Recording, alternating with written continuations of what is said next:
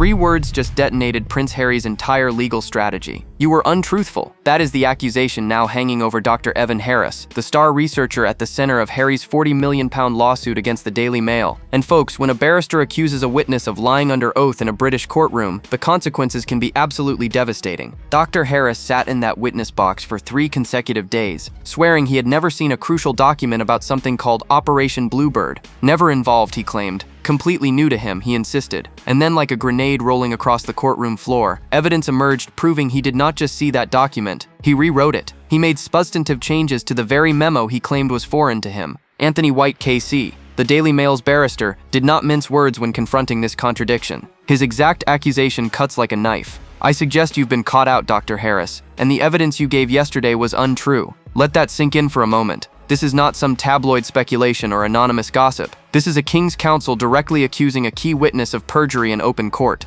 The implications are staggering. Dr. Harris is not some random researcher Harry picked up off the street. This man is a former Liberal Democrat member of Parliament. He was a director of Hacked Off, the campaign group that has been crusading against tabloid journalism for years. His credentials were supposed to lend credibility to Harry's case, to give the allegations against the Daily Mail the weight of establishment respectability. Instead, his testimony may have just handed the defense exactly what they needed to tear the entire lawsuit apart. Sources familiar with the proceedings are describing the courtroom atmosphere as electric when the evidence of Harris's involvement with the Bluebird document was presented. One legal observer put it bluntly, "This is the kind of moment that can turn an entire trial on its head." And they are absolutely right. When your star researcher gets caught in what appears to be a direct contradiction of sworn testimony, every other piece of evidence they touched suddenly comes under suspicion. The irony here is almost too perfect to ignore. Prince Harry has spent years railing against the media for alleged dishonesty, for twisting facts, for manufacturing stories. He has positioned himself as the crusader for truth, the prince who would not be silenced, the man brave enough to take on the tabloid machine. And now, in the very courtroom where he hoped to prove the media's dishonesty, his own team stands accused of the exact same thing. You simply cannot make this stuff up. The audacity of claiming ignorance about a document you physically edited is breathtaking in its brazenness. Either Dr. Harris has the worst memory in the history of British legal proceedings, or something far more troubling is happening here. But the perjury accusation against Dr. Harris is just the opening act in what is shaping up to be a catastrophic courtroom disaster for the Duke of Sussex. And the deeper we dig into the details of Operation Bluebird, the worse it gets. The stakes of this legal battle cannot be overstated, and to understand why this courtroom drama matters so much, we need to step back and examine exactly what Prince Harry has wagered on this fight. This is not some minor celebrity lawsuit over hurt feelings or damaged reputation. This is a massive multi-year legal crusade against Associated Newspapers, the publishing giant behind the Daily Mail, and Harry, along with his fellow claimants, have sunk nearly £40 million into pursuing it. £40 million.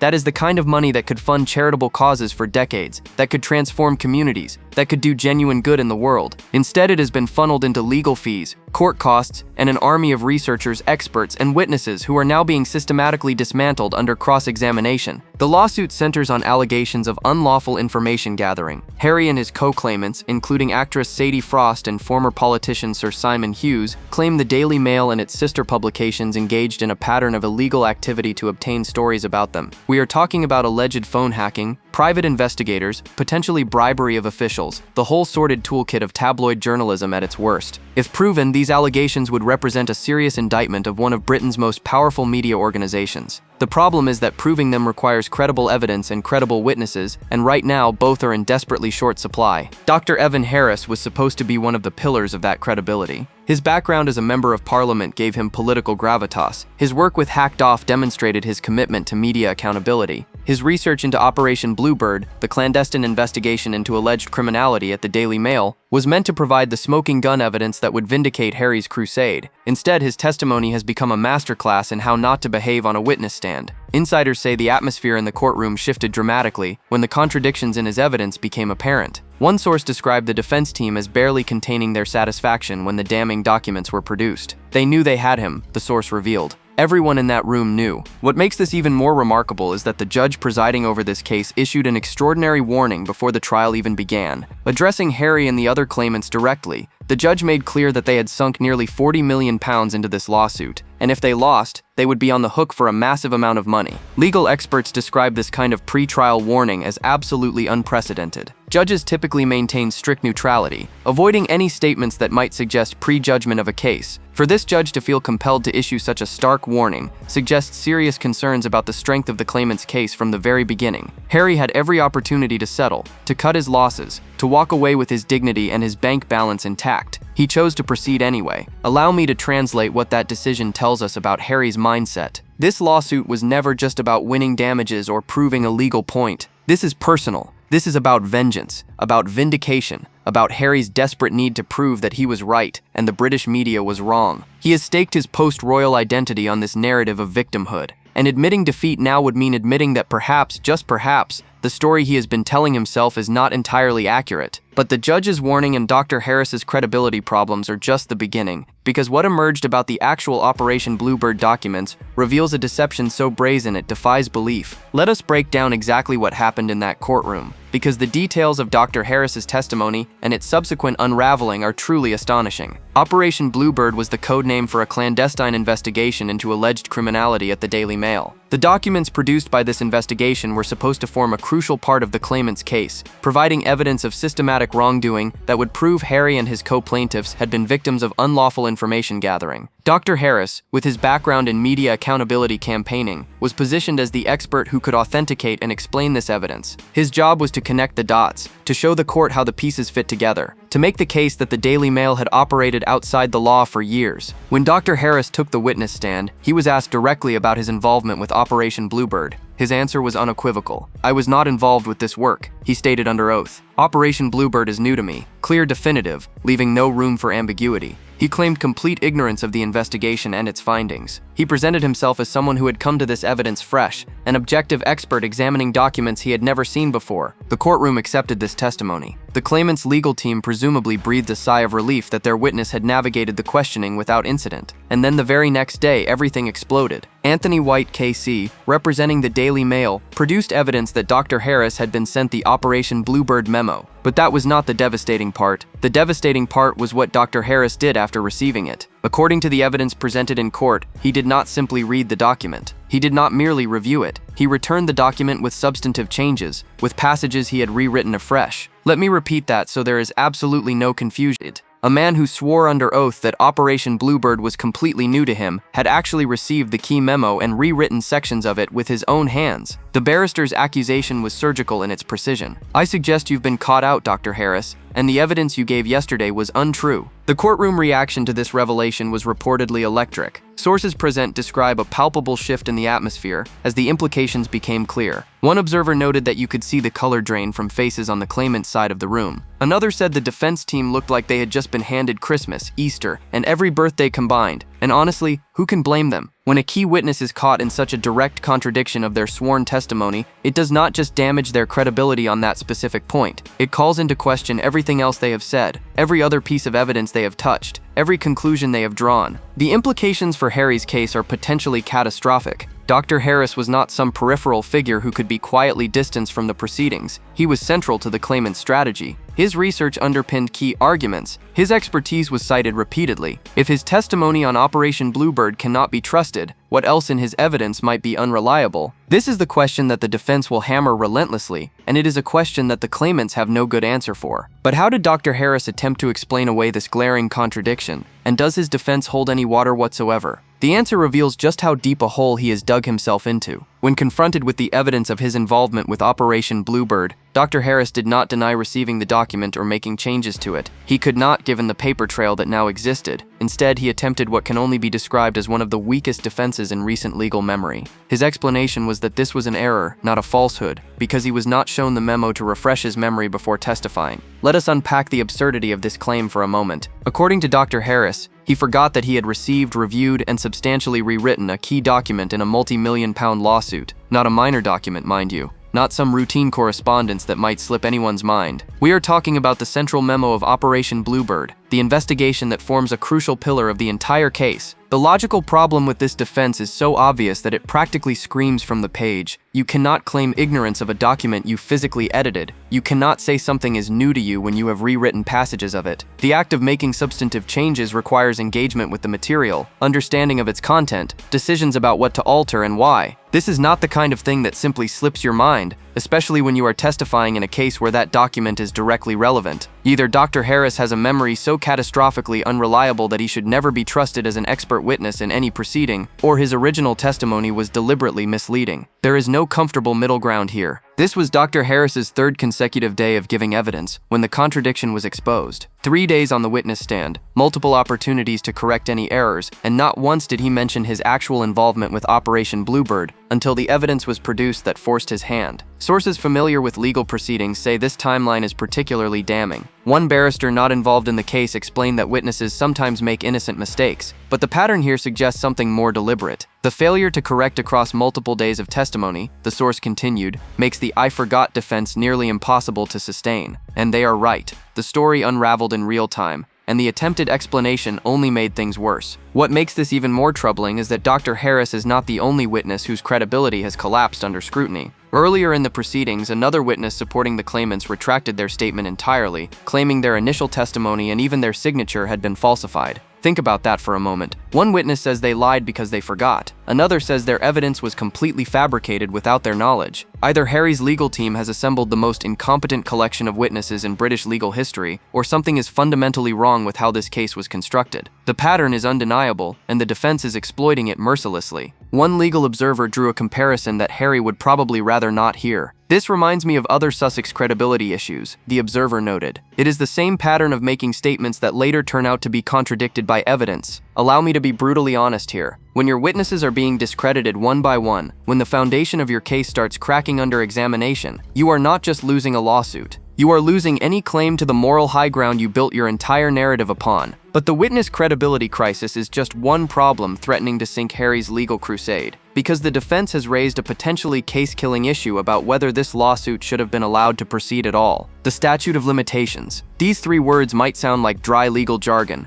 but they could represent the death blow to Prince Harry's entire case against the Daily Mail. Here is the situation in plain terms. Under British law, claimants generally have a limited window to bring certain types of lawsuits. For the claims being made in this case, there was a crucial cutoff date in October of 2016. If claimants knew or reasonably should have known about their potential legal claims before that date, they would be barred from bringing this lawsuit. The entire case would be time-barred, legally invalid, a £40 million exercise in futility. Associated Newspapers, the publisher of the Daily Mail, has raised exactly this argument against at least 2 of Harry's co-claimants. According to evidence presented by the defense, both Sadie Frost and Sir Simon Hughes could reasonably have known about their potential claims before the October 2016 deadline. The implications of this argument are staggering. If proven, it would mean these claimants had no legal right to bring this lawsuit in the first place. The case should never have gone to trial. All the money spent, all the witnesses called, all the courtroom drama would amount to nothing because the fundamental legal basis for proceeding was absent from the start. Dr. Harris's role in this statute of limitations question was crucial. Part of his testimony apparently involved arguing that important evidence was not shown to the celebrity claimants before the critical cutoff date. In other words, he was trying to establish that the claimants could not reasonably have known about their potential claims in time, thus making their lawsuit valid under the statute of limitations. But here is where the perjury accusation becomes absolutely devastating. If Dr. Harris has been caught being untruthful about Operation Bluebird, why should the court believe anything else he says? His testimony on the statute of limitations issue is now tainted by the same credibility problems that plague his evidence on everything else. One legal expert explained the problem with brutal clarity. Once a witness is caught in a significant contradiction, the jury or judge is entitled to disbelieve all of their evidence. It is like finding one rotten apple and wondering if the whole barrel is spoiled. And in this case, the rotten apple is not some minor detail. It is the core claim of having no involvement with documents the witness literally rewrote. Sources close to the defense team are reportedly confident that the statute of limitations argument could be dispositive, meaning it could end the case entirely before the other issues even need to be resolved. One insider described it as a potential kill shot that the claimants have no good answer for. The timing element adds another layer of irony to this debacle. Harry and his team had years to ensure their case was airtight. to verify that every procedural requirement was met, to confirm that the statute of limitations posed no barrier to their claims. Instead, they appear to have built their legal strategy on foundations that are now crumbling from multiple directions simultaneously. The combination of witness credibility problems and potential statute of limitations issues creates what one observer called a perfect storm of legal vulnerability. But wait, as they say on late-night television, there is more. Because the pattern of witness problems extends far beyond Dr. Harris, and each new revelation makes Harry's position more precarious. Let us be absolutely clear about something. The accusations against Dr. Harris are not an isolated incident of courtroom chaos. They represent the latest and most dramatic example in a troubling pattern of witness problems that has plagued Harry's case from the start. One by one, the people testifying in support of the claimants are being discredited, their stories challenged, their credibility demolished under the withering examination of the Daily Mail's defense team. This is not bad luck. This is not coincidence. This is a systematic dismantling of the evidentiary foundation upon which Harry's entire legal crusade rests. Consider the witness who appeared earlier in the proceedings and then retracted their statement entirely. According to reports, this individual claimed that their initial statement had been falsified and that the signature on the document was not even theirs. Stop and consider the implications of that claim for a moment. Either someone submitted fraudulent evidence to a British court, or the witness is now lying about their earlier testimony to escape the consequences of what they said. Neither option reflects well on the claimant's case. Neither option suggests the kind of careful, credible legal strategy that wins lawsuits. One legal commentator described it as amateur hour in what should be a professional operation. The defense has clearly identified witness credibility as the pressure point in this case, and they are pressing it relentlessly. Every inconsistency is highlighted. Every contradiction is exploited. Every gap in memory or documentation is presented as evidence of a fundamentally flawed case. Insiders say the defense team's strategy has been to create reasonable doubt, not just about specific claims, but about the entire methodology and integrity of the claimant's evidence gathering. When your researcher gets caught in apparent perjury, and your other witnesses are retracting or contradicting their statements, that strategy becomes devastatingly effective. There is a particular irony in the fact that Graham Johnson, who wrote the original Operation Bluebird memo at the center of this controversy, is himself a former tabloid journalist who was convicted of phone hacking. Let that sink in for a moment. The claimants are relying on evidence produced by someone who was found guilty of exactly the kind of illegal news gathering they are accusing the Daily Mail of practicing. You could not write a more fitting illustration of the ethical complexities at play here if you tried. One source connected to the proceedings put it perfectly. They are trying to prove the media's dishonesty, using evidence from a convicted media criminal, backed up by witnesses who are being exposed as unreliable. The irony is almost too much to bear. Royal watchers have drawn uncomfortable parallels between what is happening in this courtroom and broader credibility issues that have followed the Sussexes throughout their post-royal career. The pattern of making confident claims that later unravel under scrutiny is becoming a signature of Harry and Meghan's public life. From the Oprah interview statements that were subsequently questioned, to Netflix documentary claims that drew skepticism, to now this courtroom disaster, the through line is unmistakable. Say one thing, get caught when the evidence emerges, offer explanations that only raise more questions. But perhaps the most telling indicator that this case was in trouble came before the trial even began, when the presiding judge took an extraordinary and unprecedented step. Judges in the British legal system are trained from their earliest days to maintain strict neutrality. They do not offer opinions on the merits of cases before hearing all the evidence. They do not telegraph their views to litigants. They certainly do not issue warnings that might discourage parties from proceeding with their lawsuits, which is what makes the judge's actions before this trial so remarkable, so unprecedented, and so revealing about the fundamental weakness of Harry's position. The judge directly addressed Prince Harry and the other claimants before proceedings began.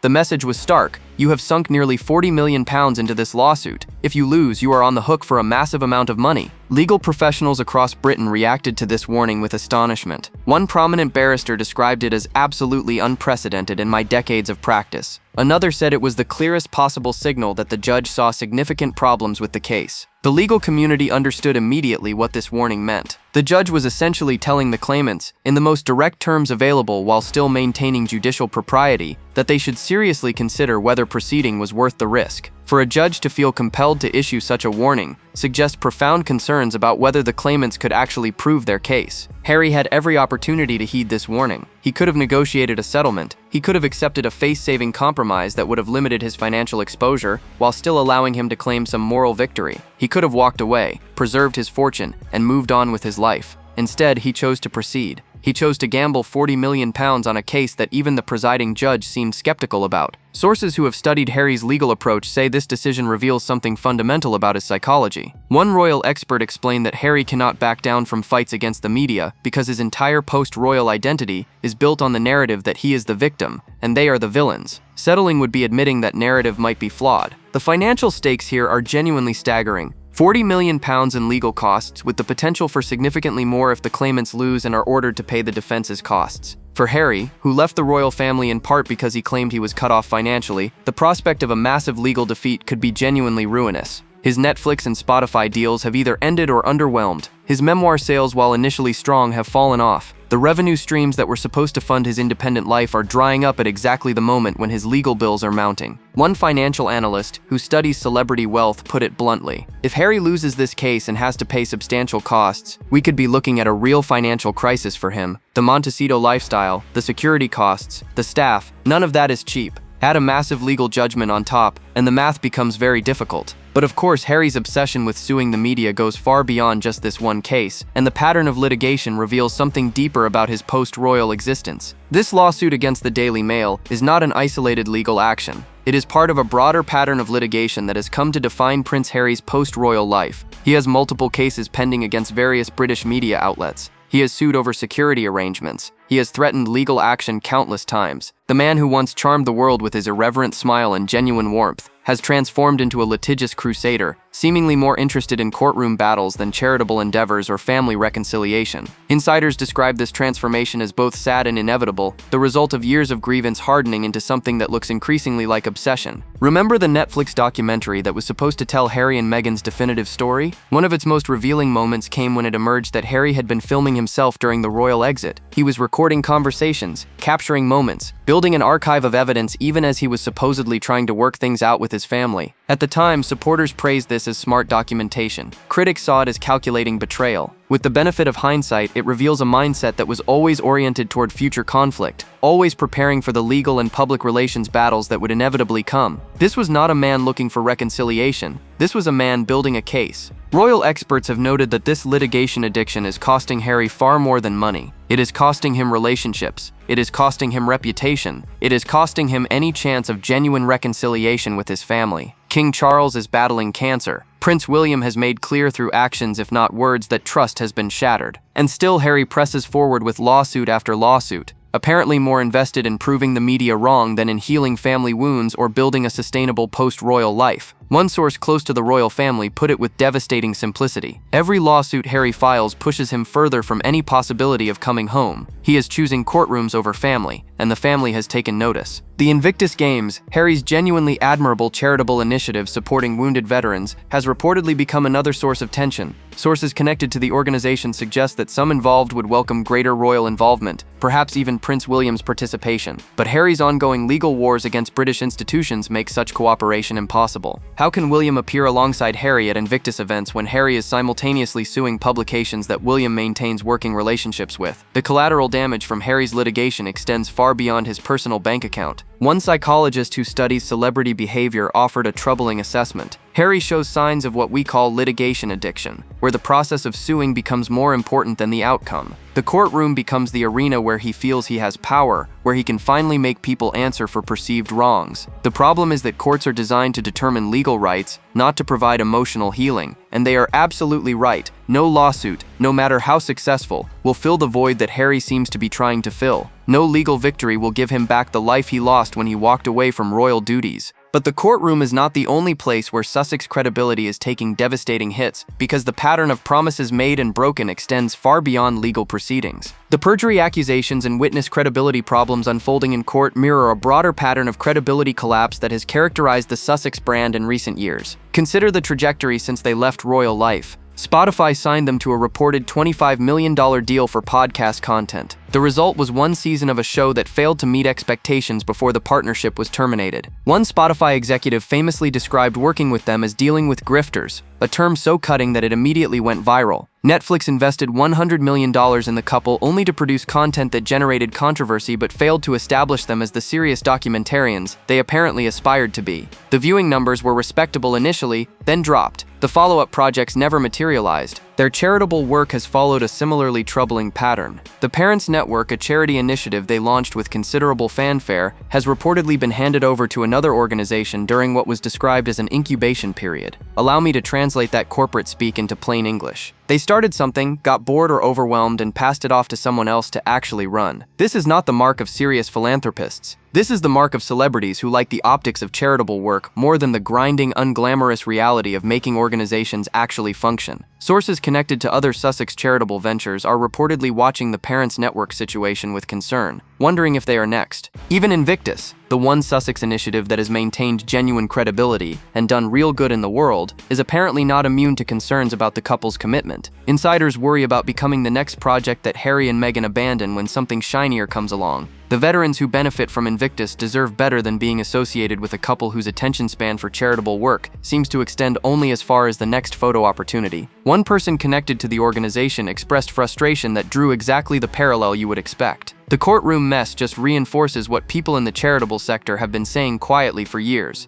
They want the accolades without the sustained effort. The connecting thread between courtroom failures and professional disappointments is clear. There is a pattern of grand announcements followed by underwhelming execution, of confident claims that unravel under scrutiny, of initial enthusiasm that fades when the hard work begins. Harry accuses the media of being dishonest, while his own researcher is accused of lying under oath. He claims to value family while refusing to speak to his father during a cancer battle. He positions himself as a champion of mental health, while engaging in behaviors that mental health professionals describe as self-destructive litigation addiction. The gap between the Sussex brand and the Sussex reality grows wider with each passing month. But what does this legal disaster actually mean for Harry's future? And is there any path forward that does not end in catastrophe? Let us take stock of the devastating position Prince Harry now finds himself in. His star researcher has been accused of lying under oath about his involvement with crucial evidence. Multiple witnesses have either been discredited or retracted their testimony entirely. The defense has raised serious questions about whether the statute of limitations should have barred this case from proceeding at all. The judge warned before trial even began that Harry was risking massive financial exposure,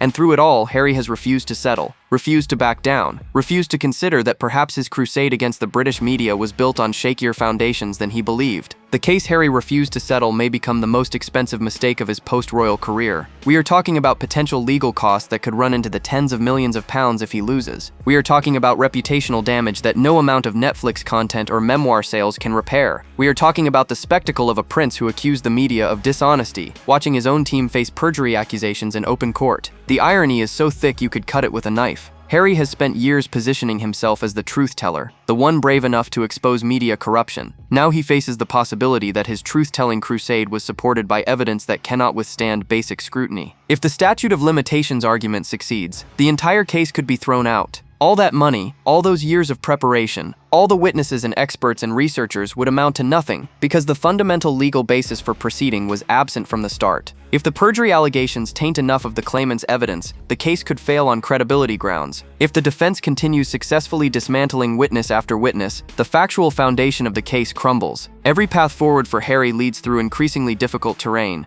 and there is no longer any easy exit. Royal sources say the family is watching these proceedings with a mixture of sadness and vindication. Sadness because Harry was once beloved, once seen as the future of a modernized monarchy, once considered the most personable and relatable royal of his generation. Vindication because the institution Harry attacked so viciously now watches him struggle with the very credibility problems he accused them of creating. One insider close to the palace put it with characteristic British understatement: "There is no pleasure in watching him fail, but there is perhaps a recognition that the narrative he constructed about being the victim of institutional dishonesty is more complicated than he admitted." The ultimate irony of this entire saga is almost too perfect. Harry sued the media for dishonesty. He built his entire post-royal identity around being the victim of press lies and manipulation. He positioned himself as the champion of truth against the forces of tabloid darkness. And now, in the very courtroom where he hoped to prove those claims, his own team faces accusations of the exact behavior he attributed to his enemies. Sometimes the universe has a way of delivering exactly the lessons people need,